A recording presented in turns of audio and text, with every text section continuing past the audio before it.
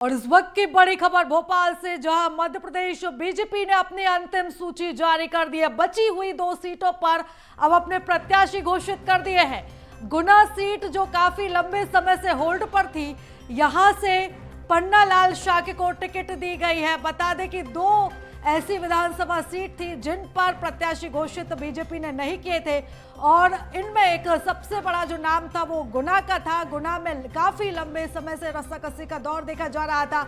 ये सीट काफी लंबे समय से होल्ड पर थी, लेकिन आज ये सूची जारी कर दी गई है। तो एमपी में बीजेपी ने अपनी अंतिम सूची जारी कर दी है। जो 2 सीटें बची हुई थी वहां पर भी प्रत्याशियों के नाम सामने आ चुके हैं, और सबसे महत्वपूर्ण सीट थी गुना, क्योंकि लंबे समय से यहां पर अटकलें लगाई जा रही थी कि आखिर किसका नाम सामने आ सकता है।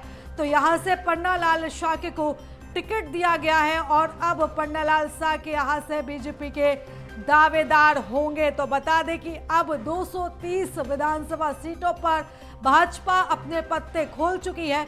प्रत्याशियों के नाम सामने आ चुके हैं। तो बता दें कि अब तक 228 सीटों पर नाम सामने आ चुके थे, लेकिन 2 सीटें बची हुई थी, उन पर भी आज नाम सामने आ चुके हैं। और इस खबर पर ज्यादा जानकारी ले लेते हैं। हमारे साथ संवाददाता प्रखर जैन जुड़ चुके हैं। प्रखर, 2 सीट ऐसी थी जिन पर काफी रस्साकसी का दौर देखा जा रहा था। सीट होल्ड कर दी गई थी, दावेदारों के नाम यहाँ पर होल्ड थे, और अब ये नाम सामने आ चुके हैं।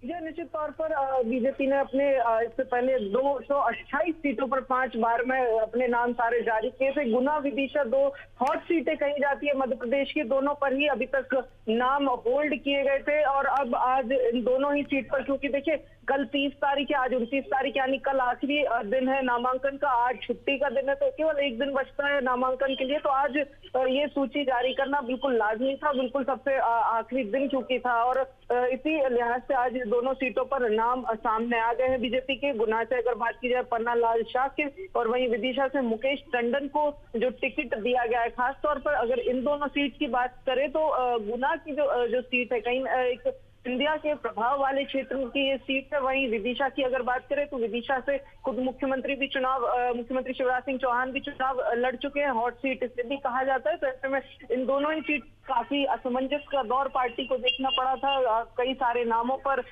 चर्चा हुई, कई नामों पर सहमति नहीं बन पाई, लेकिन अब आखिरी दिन पर जाकर ये आखिरी सूची जारी हुई है, जिसमें इन दोनों नामों को घोषित किया गया। और अब सारी 230 सीटों पर बीजेपी ने अपनी 6 बार में ये उम्मीदवार घोषित किए हैं। देखिए दोनों सीटों पर अगर बात करें, कई बार खबरें सामने आई, लगभग 3 बार नाम बदले गए, लेकिन आखिर में जाकर इन दोनों नामों पर अंतिम समय में जाकर मुहर लगी है। और बिल्कुल वैसे ही जो हम शुरुआत से बात करते आ रहे थे कि बीजेपी में आखिरी दिन तक नाम फाइनल होते हैं, और उसी लिहाज से उसी तरीके से आज भी आखिरी दिन बीजेपी की आखिरी सूची सामने आई है। जी बिल्कुल प्रखर, और बीजेपी ने सबसे पहले अपने पत्ते खोले थे सारी पार्टियों से पहले, और सबसे आखिरी तक ये 2 जो सीट होल्ड थी, इन पर नाम बीजेपी के सामने आए हैं। फिलहाल तमाम जानकारी के लिए, चर्चा के लिए बहुत धन्यवाद आपका।